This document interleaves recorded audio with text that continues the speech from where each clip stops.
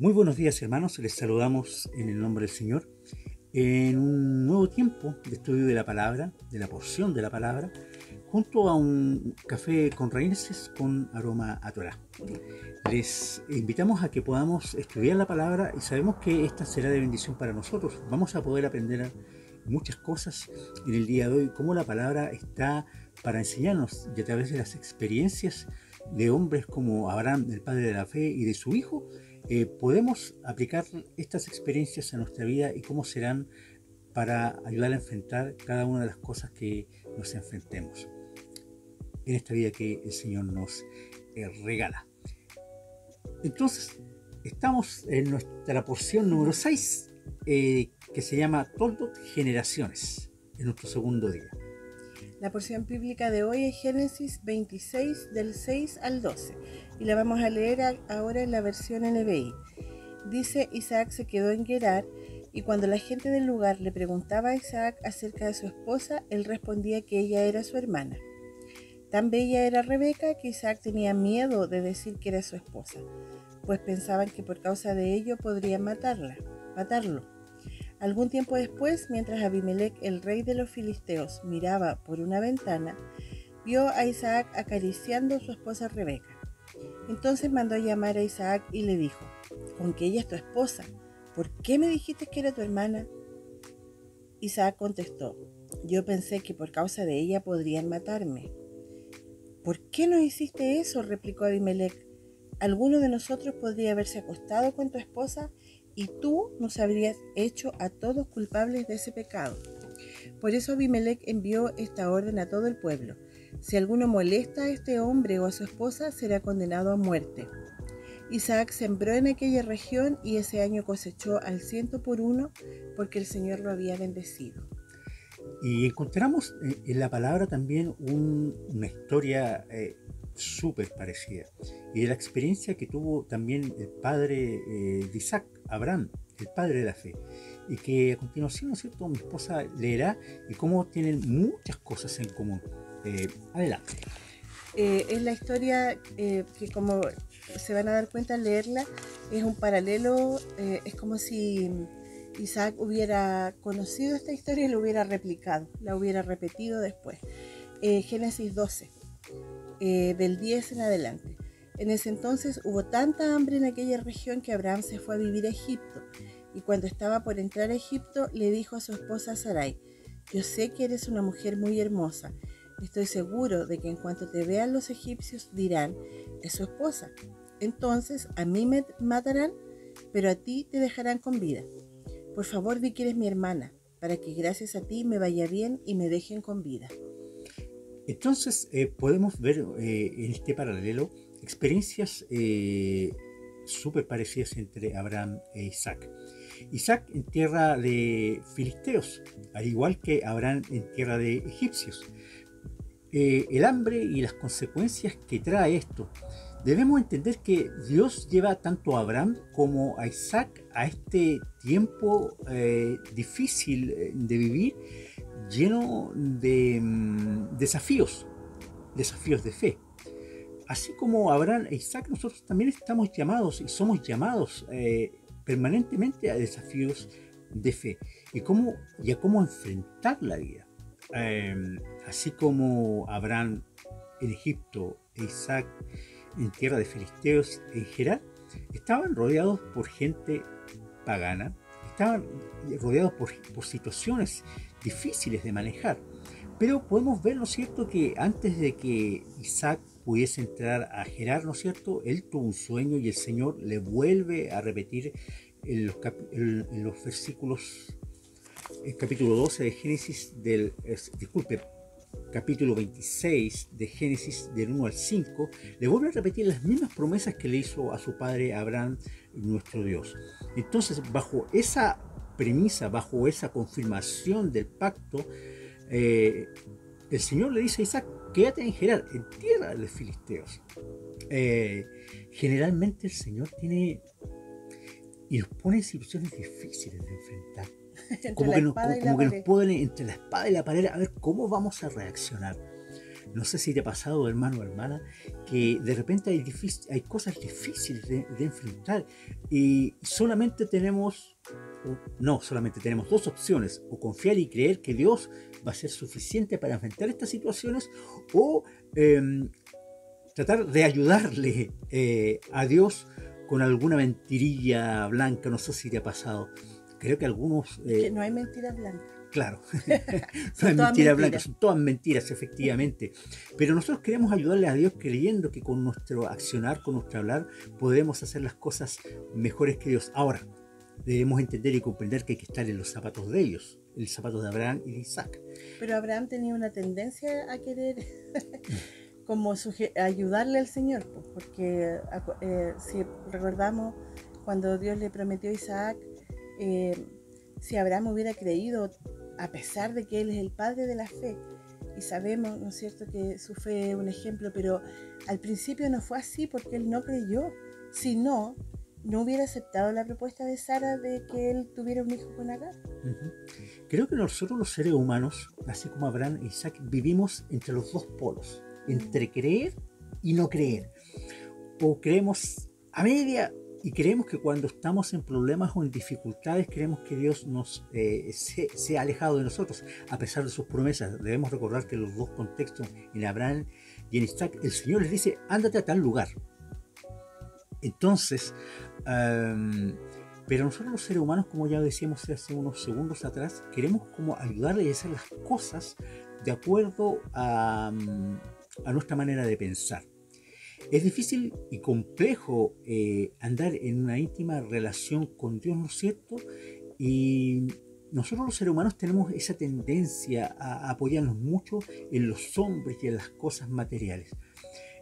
Creemos que las circunstancias muchas veces tan difíciles que vivimos no tienen salida, y muchas veces nos falta esa perspectiva de que Dios es el dueño de las circunstancias y que debemos aprender y entender a que Dios está en medio de las circunstancias. Yo creo que por eso el Señor hace que nosotros tengamos comunión con otros hermanos, porque cuando nuestra fe se decae, entonces viene el hermano y nos recuerda y nos dice: no, pero confiemos, porque cuando uno está en alguna situación como estaban estas personas que estamos estudiando, claro, es difícil porque, por ejemplo, el Señor le dijo a Isaac: quédate aquí nomás, hay hambre, pero no, quédate, porque aquí yo te voy a bendecir.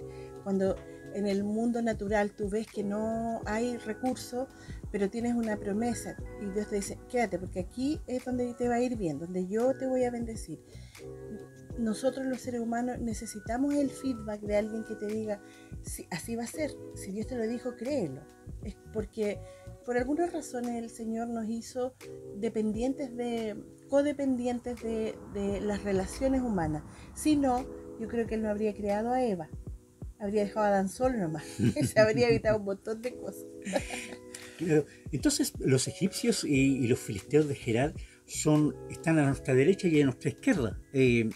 Generalmente los hijos de Dios somos rodeados por situaciones difíciles de enfrentar.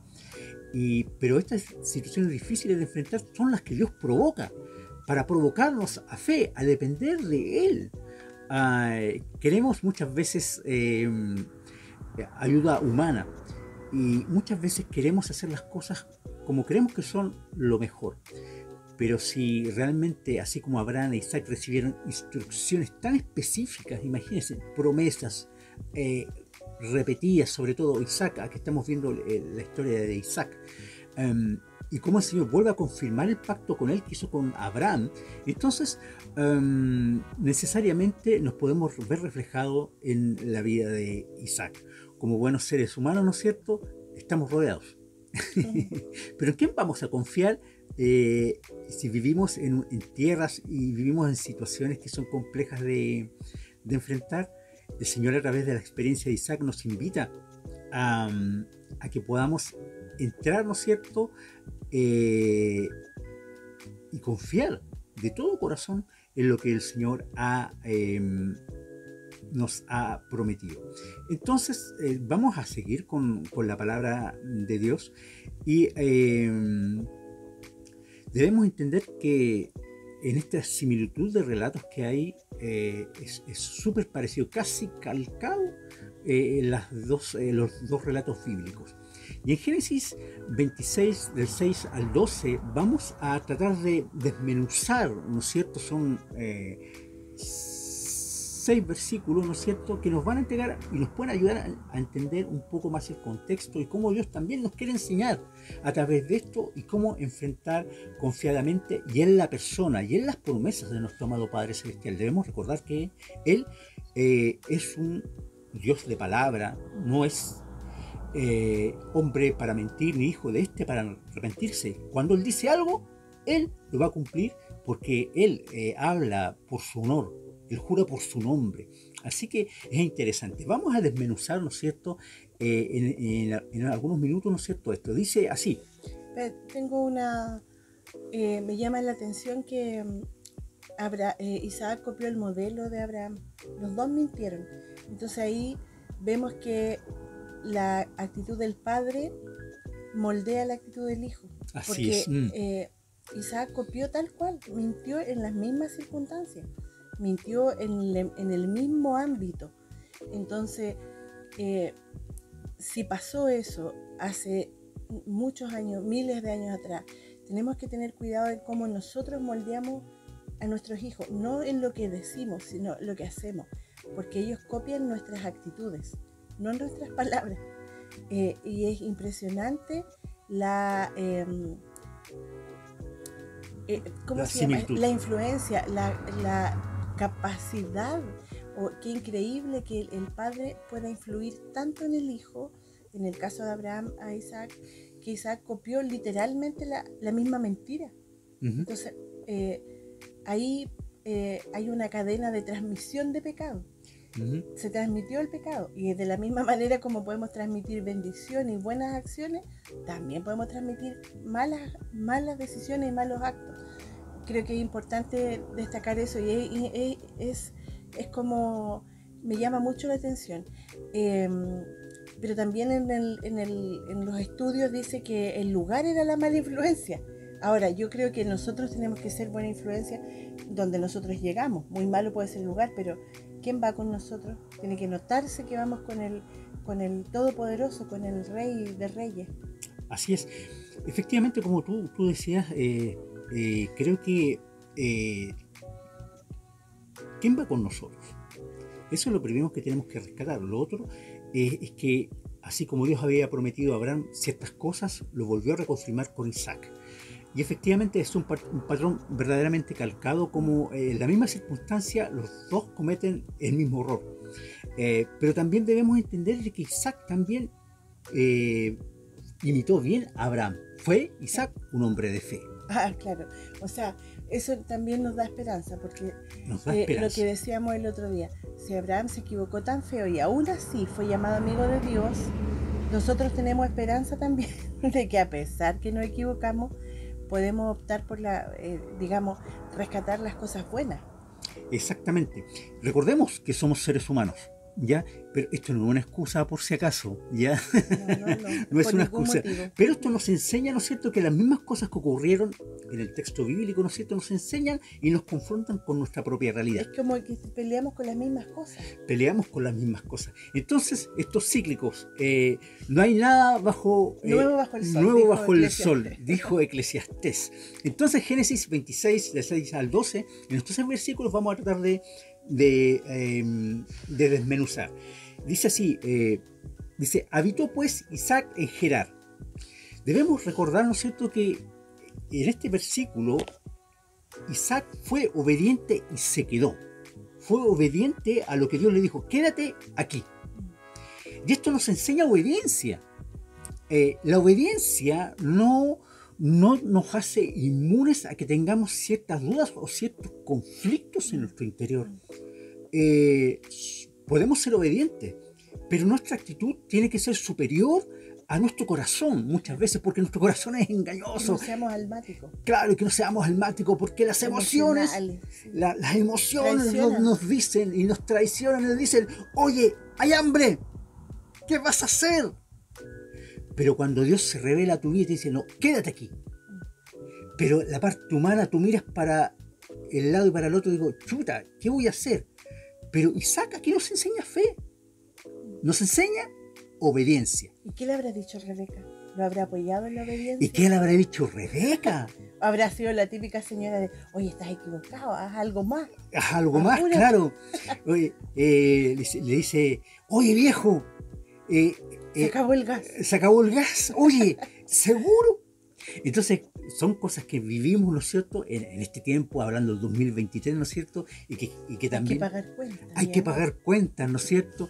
Pero ¿cómo podemos ver que nuestro Señor, ¿no es cierto?, a través de Isaac nos enseña obediencia? Quédate. Había hambruna. Se instaló en una tierra llena de gente que no conocía al Señor. Pero podemos aprender de Isaac obediencia en este versículo. Habitó pues Isaac en Gerar. Se quedó ahí. Habitó, vivió, instaló su tienda. Y su familia. Hizo la diferencia en una tierra de paganos. Él estaba haciendo la diferencia. Recordemos que la fe no es solamente intelectual o de sentimientos. La fe sin obras es muerta. La fe sin obras es muerta, dice Santiago. Efectivamente. Mire, podemos aprender desde este versículo 6 de Génesis 26, muchas cosas. Fe, aptitud. No dejarse llevar por el alma, por la corriente, por el viejo, oye, ¿qué vamos a hacer? ¿Ya? No salir arrancando. ¿Por qué? Porque la actitud de Isaac nos demuestra que él había recibido la promesa y el Señor se le había confirmado. Y heredó de Abraham la fe, pues. Versículo 7. Adelante, Miriam. El 7 dice, y cuando la gente del lugar le preguntaba a Isaac acerca de su esposa, él respondía que ella era su hermana. Tan bella era Rebeca que Isaac tenía miedo de decir que era su esposa, pues pensaba que por causa de ella podrían matarlo. Ya, aquí hay dos conceptos que nosotros podríamos sacar dentro de muchas cosas, ¿no es cierto? Pero para acotar un poco el tiempo, ¿no es cierto? Para que no sea tan largo, dice, tuvo miedo. ¿Cuántos de nosotros luchamos con temores? Tenemos una promesa de Dios, tomamos decisiones en fe en Dios, pero de repente, por las circunstancias, por el mundo que nos rodea, hay cosas que nos causan temor. Entonces, ese miedo paralizante, ese miedo chuta, ¿qué me van a hacer los hombres? Y Isaac luchó con ese temor. No sé si a ti te pasa, pero tú sabes que estás bien, pero de repente se presentan situaciones y circunstancias que te provocan temor. ¿Cuál va a ser nuestra actitud o cuál debería ser nuestra actitud? El temor, el miedo, es dejarse amedrentar por una situación o por un ser humano, ¿no es cierto? O una autoridad. Eso es lo primero. Y lo otro, dice, y él pensando que tal vez lo podrían matar por causa de Rebeca, pensando, entonces, la manipulación de los pensamientos, el dejarse llevar por las ideas. Me van a hacer esto si yo no hago esto otro. O sea, si yo no miento y nuestras únicas salidas es decir, bueno, tengo que hacer algo por mi propio esfuerzo para que no me pase esto otro.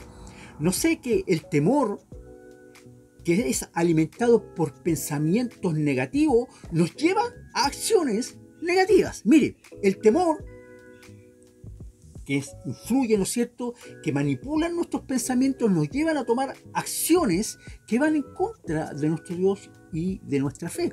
Y el Señor Jesús dijo en Mateo 10, 26, dice, así que no les tengan miedo, porque estaban hablando, ¿no es cierto?, de cuando el Señor envía a los 12.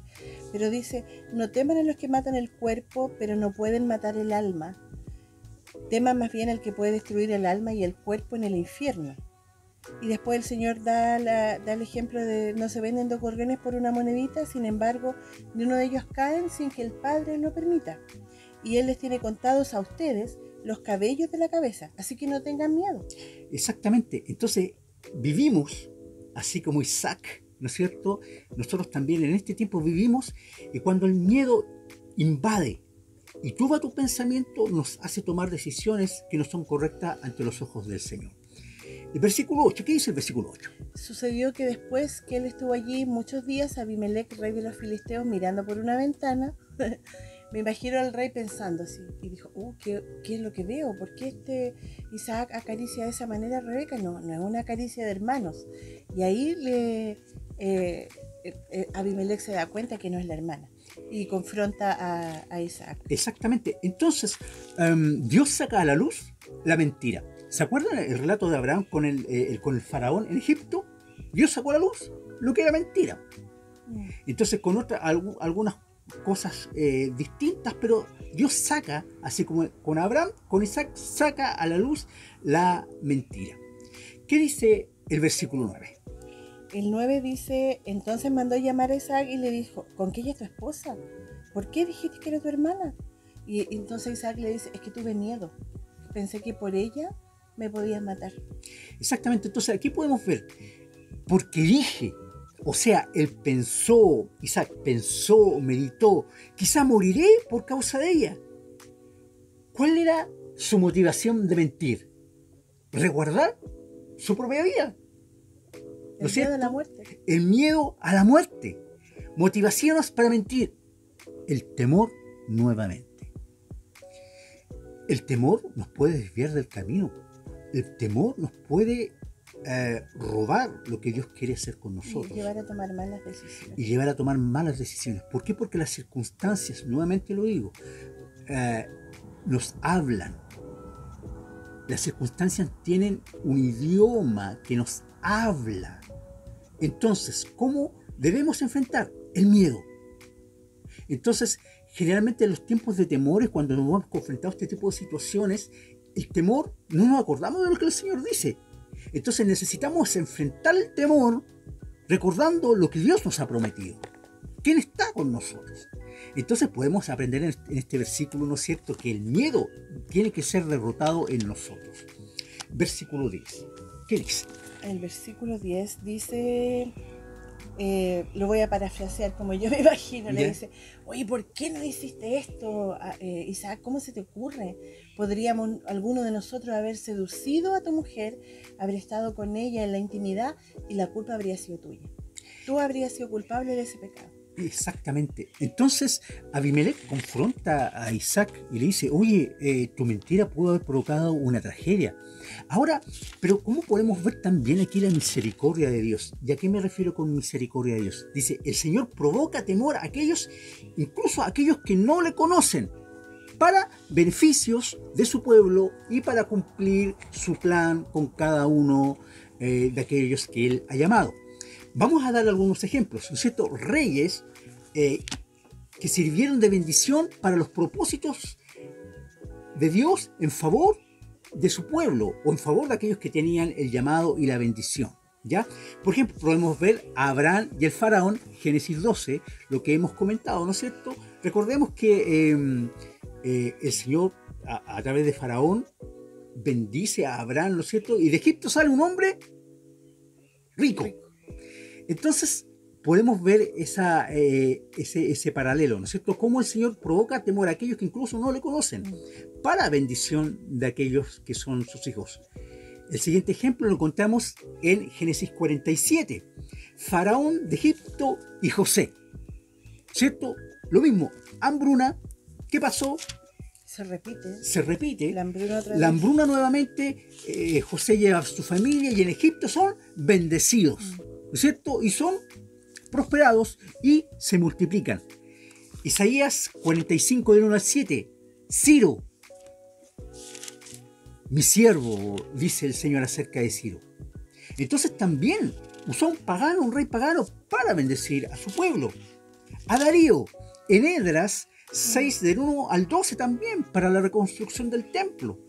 Entonces, ¿cómo podemos ver que a lo largo de la historia Dios se provee de gente que no son hijos de Él, pero que sirven a los propósitos que Él tiene con los suyos?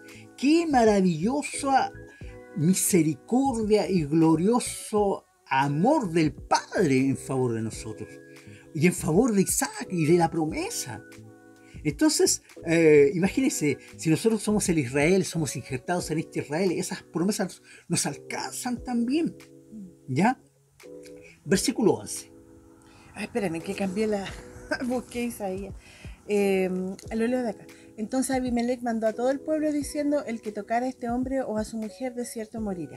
Entonces también aquí el Señor, a través del edicto del rey Abimelech, está protegiendo a Isaac. O sea, lo protege. Entonces el Señor provoca esto también. La gente que no lo conoce toma decisiones, aunque ellos no lo quieren reconocer, en favor del pueblo de Dios. Y siendo también como un círculo protector.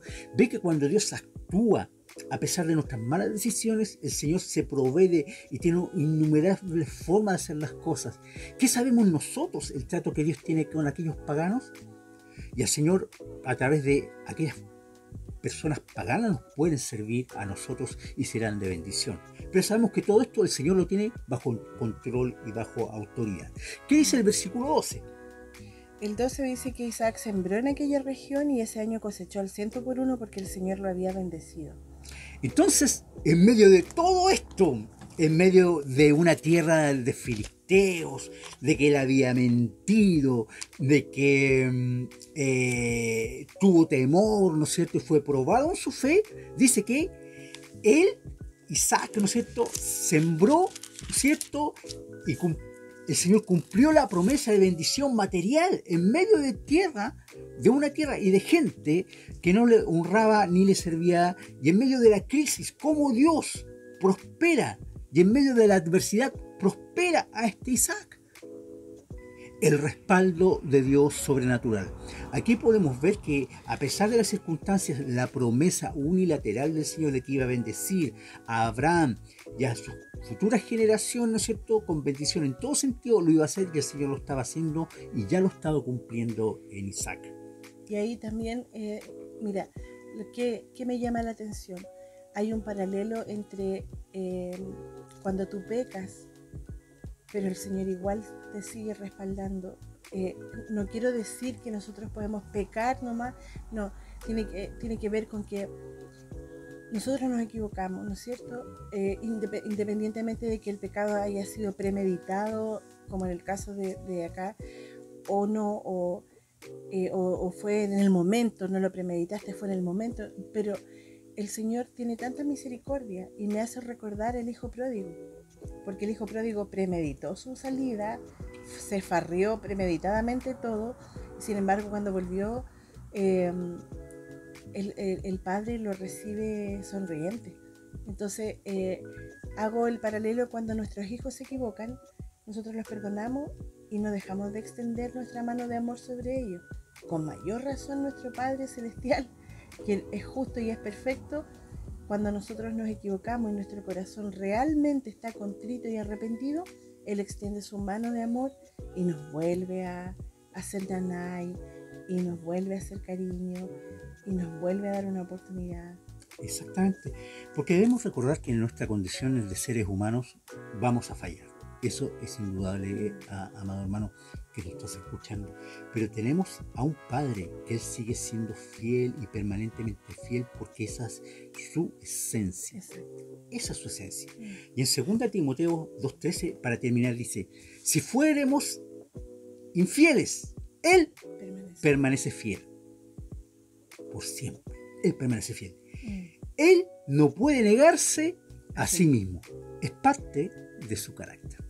Creo que siento que esta palabra va para alguien que va a escuchar. Hermano, no, mira, tú puedes sentir que pecaste y que ya no tienes remedio, que no tienes oportunidad. No es así. El Señor está diciendo acá: si somos infieles, Él sigue siendo fiel, así que no sientas que tu pecado o lo que pasó es irremediable.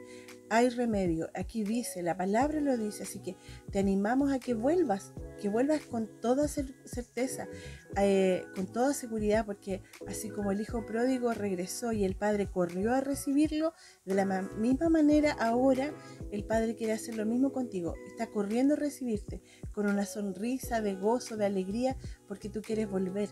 Y de aquí en adelante es foja cero, como llaman en lo judicial. Y de aquí para adelante le pones todo el empeño y le pones todo el power a buscar ser fiel, a buscar obedecer al Señor, a buscar glorificarlo en todas tus decisiones. Pero si antes tú ahora estás pensando: no, ya no tengo oportunidad porque me la farrié toda, no es verdad, no creas eso. Aquí la palabra está diciendo, si fuéramos infieles, incluso cuando somos infieles de adrede, Él permanece fiel, porque Él no puede negarse a sí mismo. Él es fiel en esencia, Él es amor en esencia, también es justo en esencia, pero su justicia es perfecta. Amén. Po. Entonces, hemos querido compartir esta palabra. Mire, pareciese que estos 6 versículos no tuviesen nada que enseñarnos, pero nos enseñan una cantidad de cosas maravillosas, cosas que están para edificar nuestra vida. ¿Te sientes identificado con Isaac? Yo sí, en muchas cosas. Debemos recordar que el mismo Dios de Isaac está contigo. El mismo Dios de Abraham está contigo. Abraham es nuestro padre, es el padre de la fe. Un prototipo de hijo de Dios al cual Dios aspira que seamos tú y yo. Isaac está replicando al Padre en fe, también en caídas, pero en ellos tenemos ejemplos. Le damos gracias al Señor por su palabra, porque nos enseña, nos edifica y nos alienta. Hermano, es posible. Y Isaac dice en varias ocasiones, tuve miedo, pero Romanos 8, el apóstol Pablo, que lo pasó pésimo porque el tipo... Sabemos que su historia no era una historia, no fue una historia de lujo ni de relajo. Él dice, ¿qué diremos frente a esto? Cuando tengamos miedo, recuerda, si Dios está de nuestra parte, ¿quién va a estar en contra nuestra? Amén. O sea, exactamente. ¿Quién va a estar en contra de ti? ¿Quién va a estar en contra de nosotros? Entonces, dejamos hasta aquí el estudio de la palabra. El Señor les bendice. Nuevamente les saludamos. Somos benditos. Hasta una próxima oportunidad. Bendecidos. Bendecidos.